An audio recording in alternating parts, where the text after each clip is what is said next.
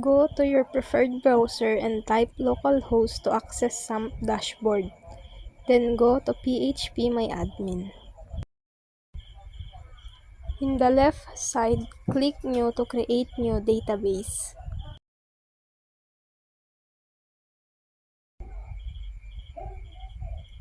To create table, go to SQL command prompt and type create table name.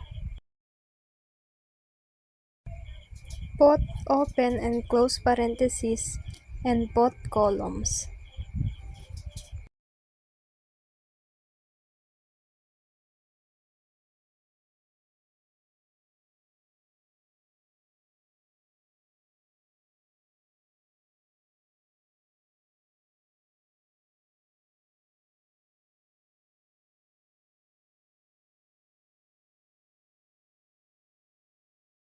Close it with semicolon, then click Go.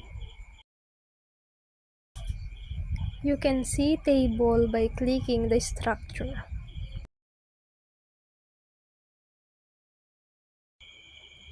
To insert values, go to SQL command prompt. Type insert into table name and put 10 values into the columns of the table.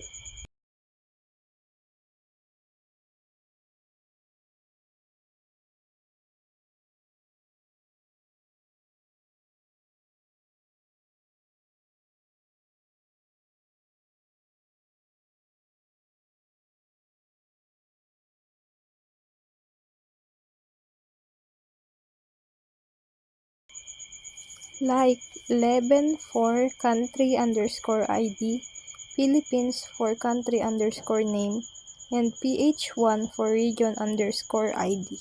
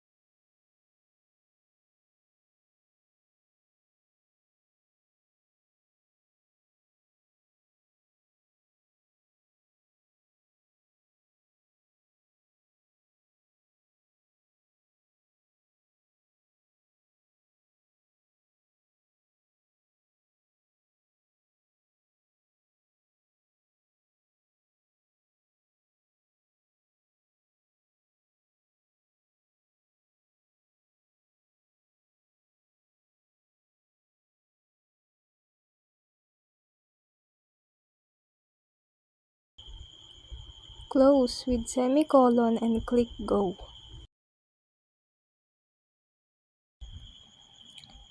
Access the values by clicking Browse or type select asterisk table name and enclose with semicolon.